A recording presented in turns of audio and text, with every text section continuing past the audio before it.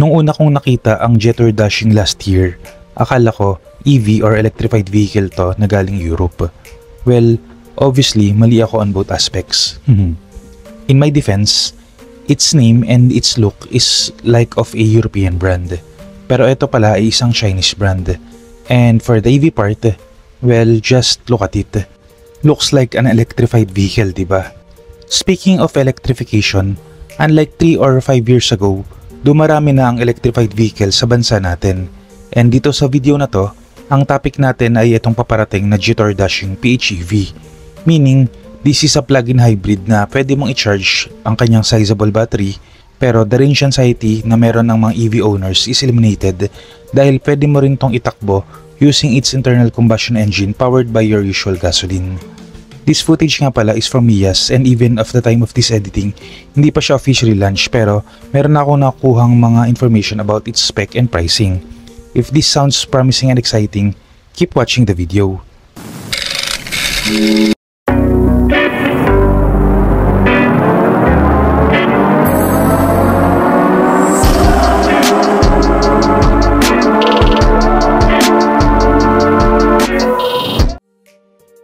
Before I go on, kung mahilig ka sa Philippine car news and reviews, I would appreciate it if you can consider giving a like on this video and subscribing to the channel. I post one video a week sharing my thoughts and opinions regarding Philippine cars.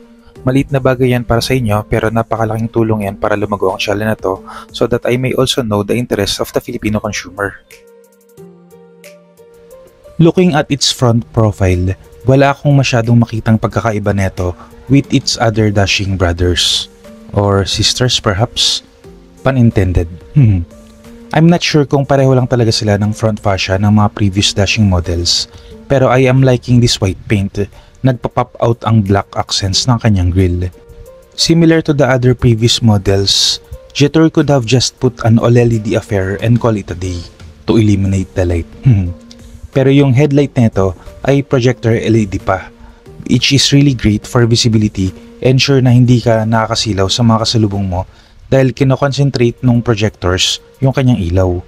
For people na nakagamit ng mga projector headlights, let me know your thoughts as well on the comment section down below. Meron na rin tong front camera and front parking sensors which we will discuss later further, pero these are promising safety features na kasama ng kanyang ADAS or Advanced Driver Assist Aids.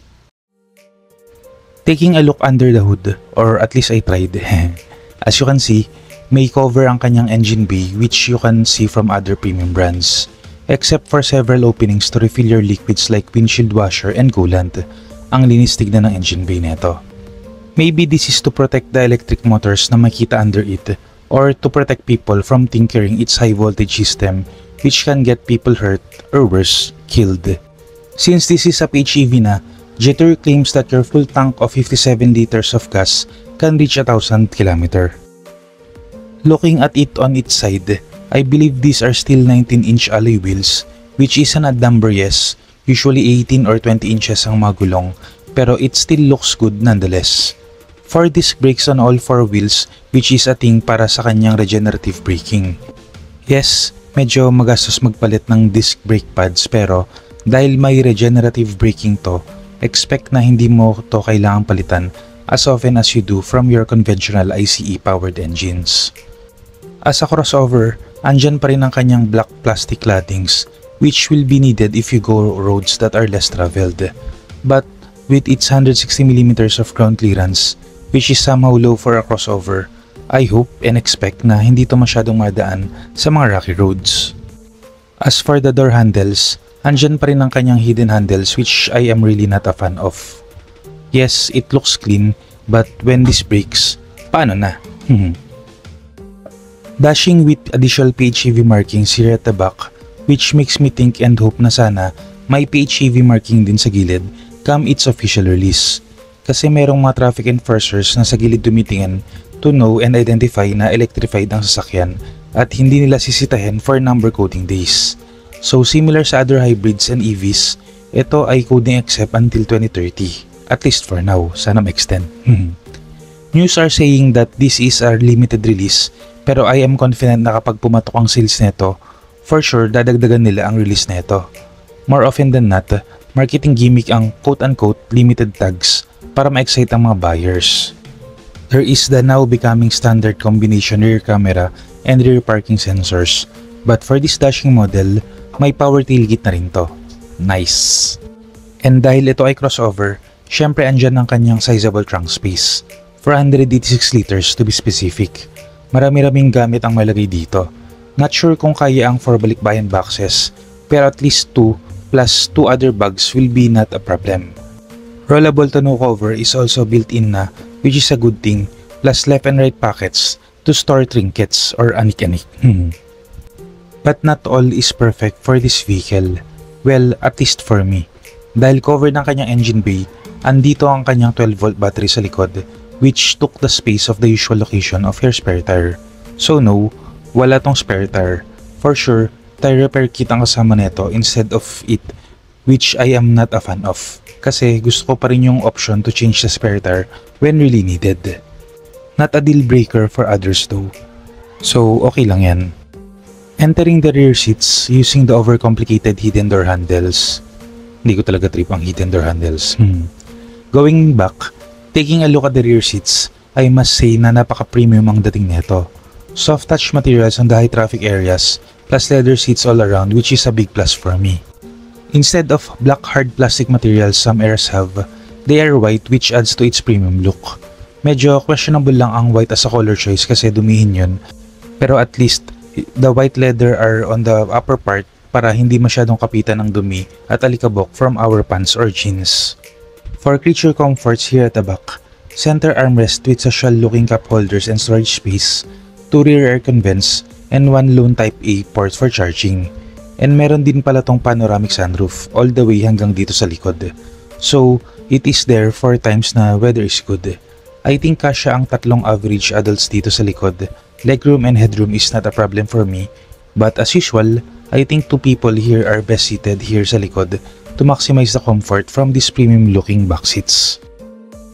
Entering the front seats, your standard location for door locks and windows are on the sides.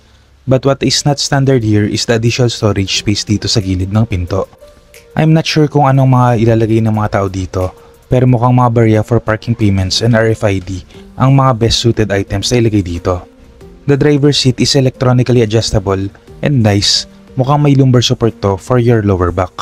If you're a millennial, it's either you will be needing this in a few years time or you need it, period. If you know, you know. Limited lang ang buttons dito sa gilid, on-off button for your parking sensors, and additional small storage underneath it. Lower pa is the hood release.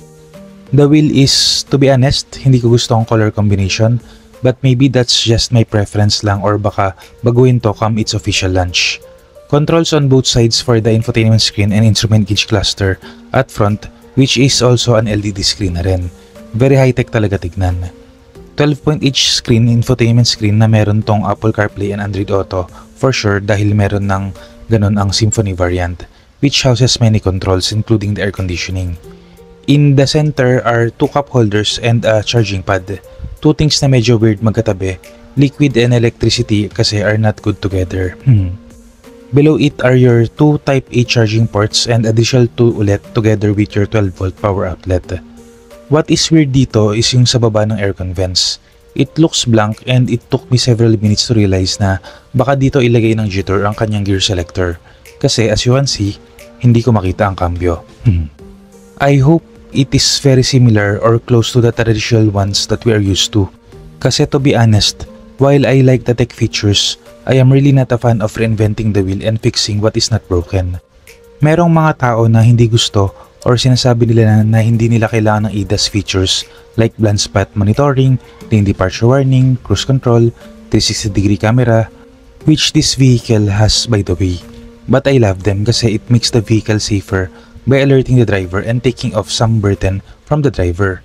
Removing physical buttons and moving it on the infotainment screen is okay, pero the aircon controls on it is not cool. The simple controls adjusting the side mirror and moving it elsewhere is not intuitive. And sana talaga, the gear selector or cambio na ilalagay dito will be close to the traditional one that we have now. As I have mentioned several times on this video, hindi pa fully launched ang Jitter Dashing PHEV. So some features I have mentioned might be different when we receive the official specs. Pero I have received information na this PHEV will be priced at 1,980,000 Philippine pesos. With what you are getting from the other PHEVs that are in our market, this is a grab for sure. Yung other plug-in hybrids kasi that was released prior, kahit yung sa mother company ng Jitter which is Chery, has the Tigo 8 Pro PHEV that costs more than 2 million easily. But what is a strong competitor netong Dashing is the recently released BYD Sea Lion 6. This is just me though. At the end of the day, ano ang naisip nyo dito sa Dashing PHEV and how does it stack against the others? Medyo halong Tesla features from the US with European looks ang datingan. Pero mukhang ang magiging main competitor neto is its comrade from BYD. That's it for this video. Kung may gusto kayong idagdag, put them in the comment section down below. So this is Kai, your driver but not so sweet lover na nagsabing, keep calm, drive safe, and stay awesome.